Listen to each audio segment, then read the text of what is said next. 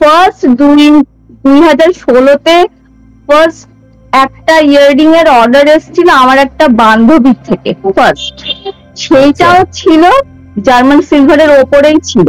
ওইটা সেল করার পরে ও এফবিতে একটা খুব সুন্দর এক পোস্ট একটা দিয়েছিল যে আমার এই মানে ছোটবেলার বান্ধবীর থেকে আমি এই জিনিসটা নিয়েছি, কোয়ালিটি খুব ভালো, ব্লা ব্লা ব্লা। ওই যে যেটা বিক্রি করেছিলি ফার্স্ট, যে তোর সেলসটা হয়েছিল 2016-তে, সেটার দাম কত ছিল মনে আছে?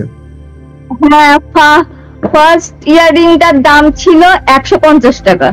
তুই যখন প্রথমে শুরু করেছিলি কাজ করতে, একদম শুরুতে 2016-তে, তখন তুই কি ধরনের জিনিস তৈরি করতি? একদম ফার্স্টে 2016-র দিকে তৈরি করতাম জার্মান সিলভারের কিছু জিনিস, চোকার, কানের দুল, ব্রেসলেট, পায়ের অ্যাঙ্কলেট, এই টাইপের কিছু। আমরা তো আজকে অলংকৃতাকে নিয়ে আলোচনা করব। তোর সংস্থা বা তোর কোম্পানি অলংকৃতা একটু একটু করে গড়ে উঠছে, মানে দেখতে দেখতে 8টা বছর কি করে পেরিয়ে গেল আমি সত্যি জানি না। আসলে আমার এই মানে অলংকৃতা তৈরির পেছনে একটা ছোট্ট একটা গল্প আছে। একদিন আমি আর মা পার্কে মানে গেছি, আমি কানে একটা দুল পরেছিলাম, ওই দুলটা আমার খুব প্রিয় ছিল। ওই পার্ক দিয়ে হাঁটছি হঠাৎ করে না দুলটা খুলে ভেঙে কান থেকে যায় পড়ে। তখন আমার ফার্স্ট মাথায় এইটা এসছিল যে এই ধরনের জিনিসগুলো ঠিক কিভাবে করে, যে আমার এত প্রিয় একটা দুল, এইটা আমি কিভাবে ঠিক করব।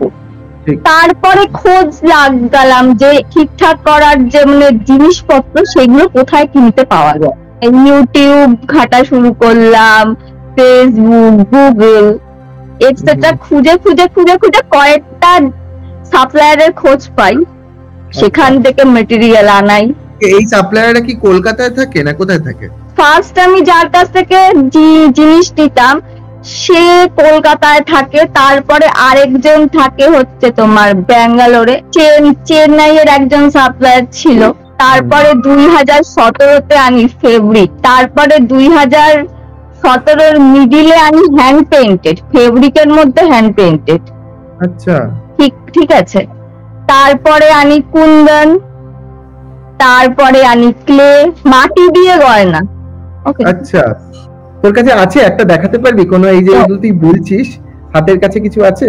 হ্যাঁ আছে, ওয়েট দাঁড়া, এই যে দেখো ব্যাঙ্গলস। আচ্ছা, এটা কি তুই হাতে পেইন্ট করেছিস?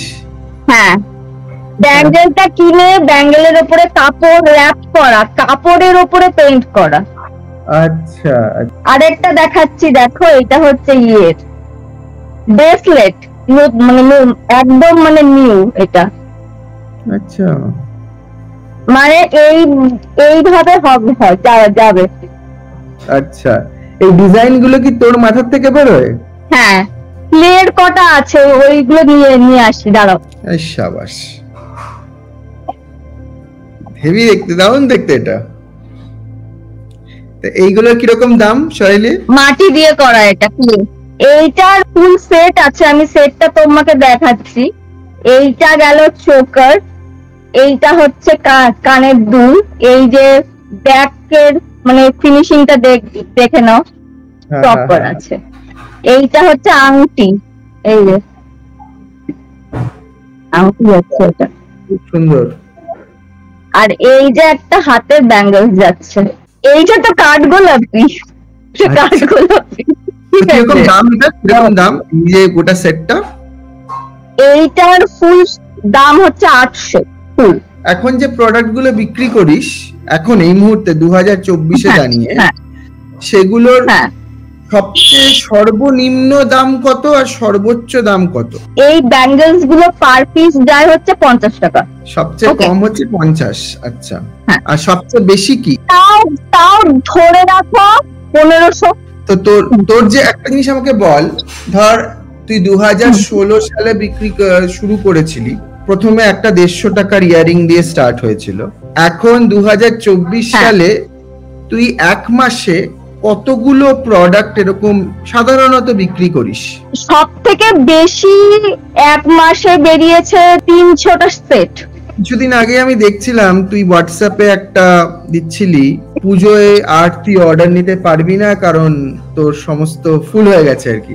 সে আর বলো না, মানে পুজোর সময় এইবার প্রতিবারই হয় আমার পুজোর আগে, আমি প্রতিবারই এই পোস্টটা দিতে চাই না, বাট প্রতিবারই আমাকে এই পোস্টটা করতে আমি বাধ্য হই যে প্লিজ আর অর্ডার করো না, আমি আর অর্ডার নিতে পারছি না। আর সব থেকে বড় কথা হচ্ছে যারা আমার কাছ থেকে জিনিস নেয় খুবই মানে ভালো সম্পর্ক, ঠিক আছে, আর এত ভালো সম্পর্কের জন্য তারা একটা কিছু বানাতে দেবে অথচ আমি মানে মুখের ওপরে বলে দেবো যে আমি বানাতে পারছি না, তা আমি বলতে পারি না। তো সেটার জন্য আমার হয় যত সমস্যা। তুই যে এই গয়না তৈরি করার কাজটা শুরু করলি সেটা তো একটা ব্যক্তিগত অভিজ্ঞতা থেকে। আমি ছোটবেলা থেকে যেটা শিখেছি সেটা হচ্ছে মানে আঁকা, বিভিন্ন জিনিস কিভাবে করলে জিনিসটা সুন্দর লাগবে আইডিয়া আমার মধ্যে প্রথম থেকেই ছিল। হ্যাঁ, টুকটাক হেল্প বলতে গেলে ইউটিউব তো আছেই, আর হাতের কাছে এখন ইউটিউব হয়ে সুবিধার একটা জিনিস যে ধরো আমি একটা কাজ করতে যাচ্ছি, কোথাও একটু আটকে গেলাম, টুকটুক করে ইউটিউব দেখে একটুখানি হলেও ওইটাকে ঠিক করে নেওয়ার মতো জিনিস হয়েছে, এইটা খুব ভালো হয়েছে। কিন্তু ইউটিউবে কিন্তু সম্পূর্ণটা কোনোদিনই দেখায় না, 30% হয়তো তুমি ইউটিউবে পাবে, বাকিটা কিন্তু তোমার নিজস্ব মাথা। এইটাও আমি শুরু করেছিলাম 2022-এ। দেখো বলো কি এটা কি হেয়ার ক্লিপ নাকি? ইয়েস, এইটা হচ্ছে এমব্রয়ডারি চুলের ক্লিপ। আচ্ছা, চুলের ক্লিপের উপরে তুই এমব্রয়ডারি মানে কাপড় লাগিয়ে এমব্রয়ডারি করেছিস সেটাকে নাকি? হ্যাঁ, এইভাবে পরে এই যে ক্লিপটা। বাহ, ফ্যান্টাস্টিক। আচ্ছা, এরা এই যে অর্ডার গুলো আসছে, এরা কোন এলাকার মানুষ, সাধারণত কোন এলাকার মানুষ? এইটা একটা ইন্টারেস্টিং কোশ্চেন করলে। যখন আমি প্রথম দিকের কাজ শুরু করেছিলাম, এটা আমি 2016-র কথা বলছি, বাইরের অর্ডারই আমার মানে বেশি আসে, লাইক ব্যাঙ্গালোর, চেন্নাই, দিল্লি, কলকাতা তো অবশ্যই আছে। এই রিসেন্ট 3 বছর ধরে দেখছি এইখানকার অর্ডারের ফ্লোটা বেশি আমাদের এই দিককার। একটু দর্শকদের বলে দে যে তুই কোথায় থাকিস এবং তোর এলাকা বলতে কি? হালিশহর, কাঁচরাপাড়া, কল্যাণী, নৈহাটির অর্ডারটা বেশি আসে। আচ্ছা, গত 3-4 বছরে তুই লক্ষ্য করছিস এটা, তার মানে এটা বোঝা যাচ্ছে যে তোর লোকালি একটা বাজার তৈরি হয়েছে এবং তারা কেনার মতো তাদের কাছে টাকাও আছে আর কি। হ্যাঁ, যারা আমার থেকে গয়না নেয় তারা একবার নিলে পরে আমি দেখেছি আবার নেয়, এমন আমি কাউকে দেখিনি যে একবার নিয়েছে আর নিল না। একবার নিল, জিনিসটা পছন্দ হয়েছে, একটা সুন্দর রিভিউ দিয়েছে, তারপরে আবার কিছুদিন বাদে আবার অর্ডার করেছে। হ্যাঁ, আমাকে তুই কিছুদিন আগে বলছিলি যে তুই একটা সহকর্মীও খুঁজছিস যে এমব্রয়ডারি করবে বা অন্য কিছু করবে। হ্যাঁ, অ্যাকচুয়ালি খুঁজছি, কারণ এই বছরে আমার এত এমব্রয়ডারির অর্ডার পড়েছে, মানে আমি সত্যি কথা বলতে আমি একা করে উঠতে পারছি না, এই জন্য আমি অনেকগুলো অর্ডারও মানে ক্যান্সেল করতে বাধ্য হয়েছি। একটা লোক সিরিয়াসলি খুঁজছিলাম, কয়েকজনের থেকে স্যাম্পেলও কালেক্ট করেছিলাম, কিন্তু সত্যি কথা বলতে আমার কাজ পছন্দ হয়নি। 2016-তে তুই যখন প্রথম শুরু করলি কাজটা করতে, সেখান থেকে এখন 2024, এবার মাঝখানে তুই একটা দোকানও খুলেছিস, তাই না? হ্যাঁ, আমি দোকানটা খুলেছি হচ্ছে 2022-এ। 2022-এ এটাতে কি তোর ওই তৈরি হাতে তৈরি জিনিসপত্র ওখানে রাখা থাকে, এরকম টাইপের ব্যাপার যে লোকজন এসে সেগুলো কিনতে? বাহ, ওইখানে আমার সব হাতে তৈরি মানে জিনিসপত্র সব মানে শো করা থাকে, লোকজন আসে, জিনিসপত্র নেয়। এমব্রয়ডারির ওপরে কুর্তি অসাধারণ লাগে, পরেওছি আমি। বাহ, ঠিক আছে। এই কুর্তিগুলো মানে তুই বেসিক্যালি কাপড়টা কিনে আনিস এবং তার উপরে কাজটা করিস, তাই তো? না, কাপড়টা কিনে আনি না, বেসিক্যালি কুর্তিটা পুরোটাই কিনে আনি, যে নিজস্ব একটা টেলার, পার্সোনাল টেলার। মানে তুই কাপড়টাই কিনে এনে করতে পারিস তাহলে টেলারটা। সব থেকে বড় একটা খবর হচ্ছে এই যে 2 তারিখ আমাদের সামনের এই যে দুর্গাপুজোর উদ্বোধনের মানে সেই দিন আমি আমার বুটিকটাকে আবার নতুন মানে জিনিসপত্র দিয়ে আবার ডেকোরেট করছি। আরে দারুণ, নতুন জিনিসপত্র দিয়ে। তুই যখন শুরু করেছিলি তোর কাছে তো স্টার্টিং ক্যাপিটাল বলতে যেটা বলে আর কি, মানে শুরু করার জন্য যে একটা পুঁজি লাগে, সেরকম কিছু ছিল? স্টার্টিং ক্যাপিটাল বলতে সেরকম তখনও কিছু ছিল না, অল্প করে শুরু করেছিলাম, অল্প করে মাল আনতাম, জিনিস রেডি করতাম, বানাতাম, বিক্রি করতাম, তারপরে আস্তে আস্তে হয়েছে।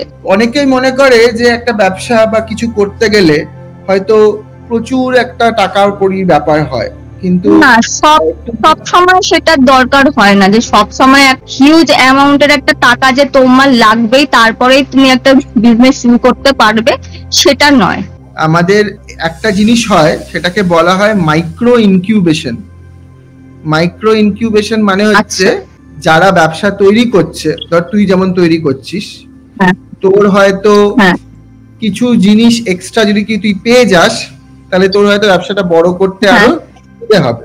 এই বলছিলাম যে বাইরে বিক্রি করার যে মার্কেটটা আছে, সেখানকার থেকে যদি তুই কিছু অর্ডার পাস, বা যদি একটা খুব ভালো ওয়েবসাইট তৈরি করে কেউ দেয়, কিংবা ধর তুই যে এমব্রয়ডারি লোক রাখবি ভাবছিস বা টেইলারের লোক রাখবি ভাবছিস, সেইটার ইনিশিয়াল যে খরচটা সেটা যদি কেউ বহন করে, তো এই যে বিভিন্ন রকমের সহযোগিতা কে একসাথে বলে হচ্ছে ইনকিউবেশন। হ্যাঁ, তো এই জিনিসটা আমাদের ছাত্রছাত্রীরা করে, মানে আমরা সাহায্য করি এবং আমাদের ছাত্রছাত্রীরা এটা করে। এর ফলে যেটা হয় যে ছাত্রছাত্রীরা শিখতে পারে যে ব্যবসা কিভাবে চালাতে হয়, কারণ তোর কাছে সে শিখতে পারবে, তোর এতদিনের অভিজ্ঞতা আছে, কাজটা করতে করতেও সে শিখতে পারবে, তোর ব্যবসাটাও বড় হতে সাহায্য পাবে। এটাও একটা ব্যাপার, দুটো দিক থেকেই হচ্ছে। এবং আমি তোর সাথে পরে এটা নিয়ে আরো বিশদে আলোচনা করব। আর আরো অনেক ছেলে মেয়েরা তোর মতো করে ব্যবসায় নেমে পড়ুক, তাহলে আরো লোক চাকরি খোঁজার বদলে চাকরি করতে চাইবে। চাকরি খোঁজার থেকে মানে নিজে কিছু করা আমার মতে অনেক ভালো, শান্তি থাকে। বলছি চাকরিজীবীদের কি সব বলছে? চাকরিজীবীদের বলছে না,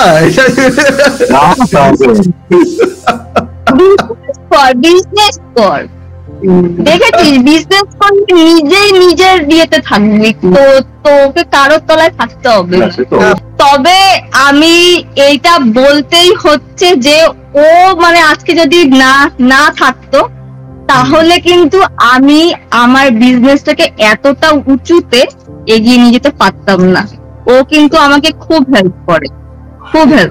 কৌশিককে আমি দেখেছি সত্যি যে ও কিন্তু তোর কলকাতায় যখন তোর কিছু থাকে দেওয়ার কাউকে বা কিছু করার থাকে, ও নিজেও ভাবে, ও ডিজাইনটা নিয়ে ভাবে যে কিরকম হবে, মানে ওই কি একটা কার্ড বানালো আগের দিন আমি দেখলাম। বাহ, ফ্যান্টাস্টিক, মানে সমস্ত অর্ডারের সঙ্গে সঙ্গে এই কার্ডটা চলে যাবে। হ্যাঁ, এটা একটা thank you card, thank you for order. আর একটা লোগো বানিয়েছি, লোগোটা বক্সের উপর দেওয়া। থ্যাংক ইউ ভেরি মাচ আজকে আসার জন্য। আশা করা যায় তোর আরো উন্নতি হবে। এবং তোমাকে অনেক থ্যাংক ইউ। না, এটা আমার ভালো লাগছে। ঠিক আছে, টাটা। ঠিক আছে।